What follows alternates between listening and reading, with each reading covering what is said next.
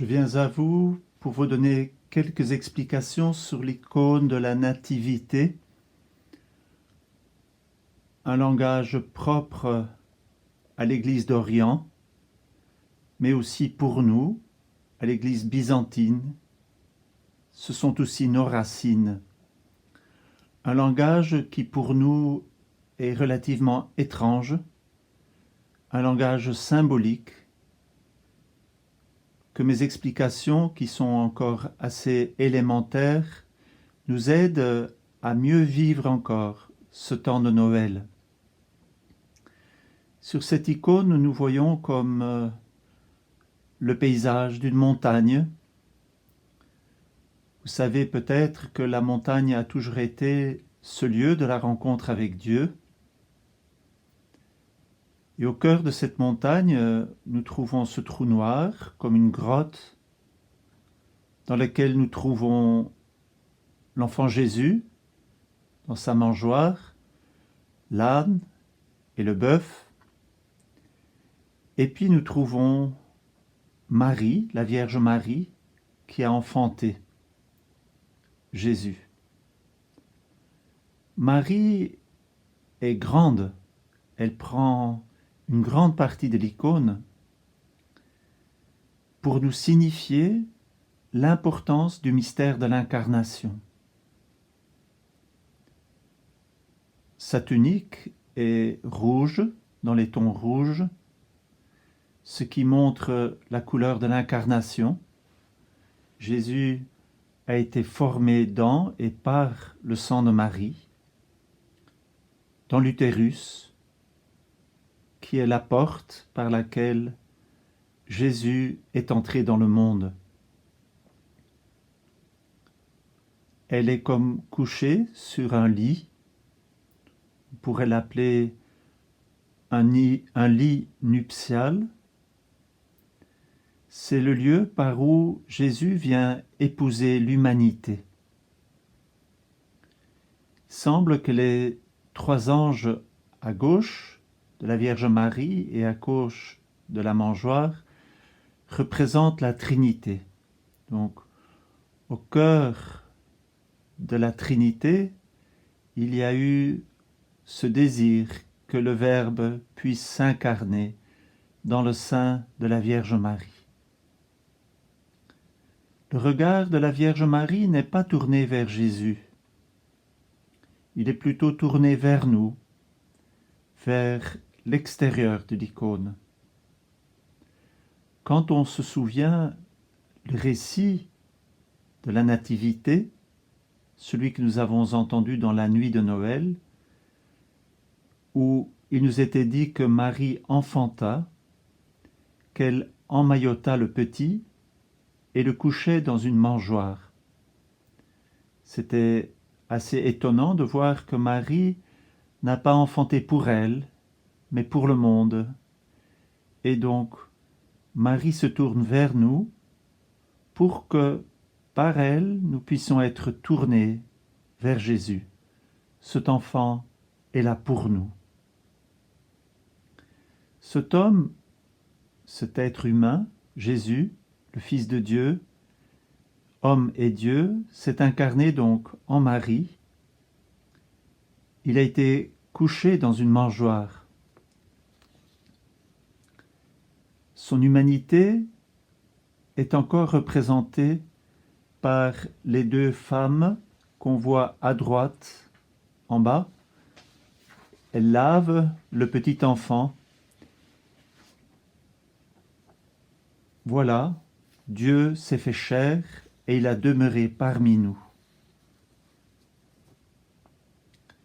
Nous voyons à droite de Marie les bergers.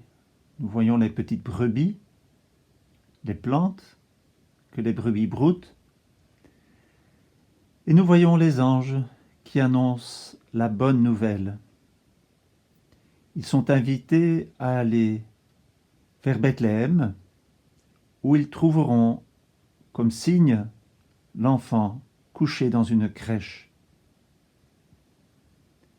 L'homme, Dieu, s'est incarné le ciel a averti les bergers qui se sont rendus en hâte pour aller découvrir Marie et l'enfant Jésus. Nous trouvons en haut à gauche les rois mages qui arrivent, suivent l'étoile qui s'arrête au-dessus de la crèche. Ils portent de l'or pour le roi, de la myrrhe pour le Dieu et de l'encens pour celui qui un jour sera enseveli.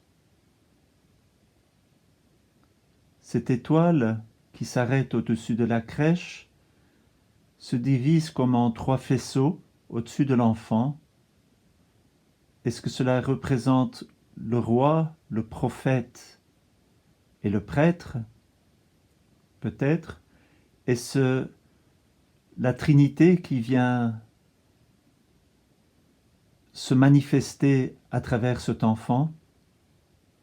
Toujours est-il que cette étoile, elle semble reliée au ciel, puisque l'enfant vient nous révéler les mystères invisibles de Dieu.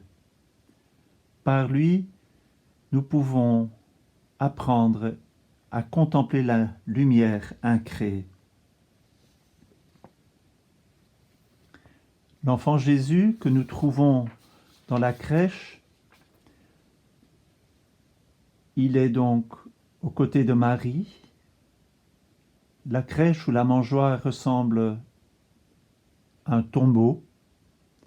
C'est déjà une préfiguration de Jésus qui va mourir. À la croix, il sera enseveli.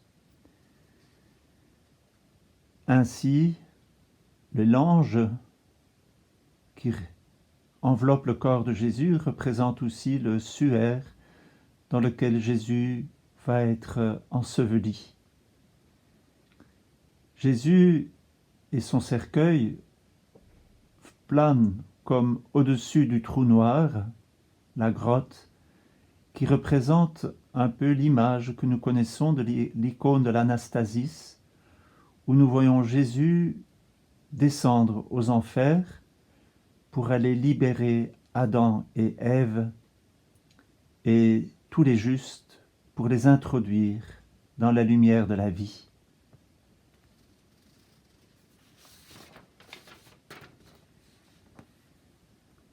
En dessous, nous trouvons encore Saint Joseph qui est tenté par le démon, invité à douter de la virginité de la Vierge Marie et à la fois de l'incarnation du Fils de Dieu. Pour conclure, je veux regarder cette icône avec un peu de recul. Oui, nous sommes dans une montagne, le lieu de la rencontre avec Dieu, et toute l'icône semble comme éclairée par la gloire de Dieu. Tout est éclairé d'une lumière nouvelle. C'est le Christ qui, par son incarnation, et tantôt par sa mort et sa résurrection, vient illuminer tout le monde créé.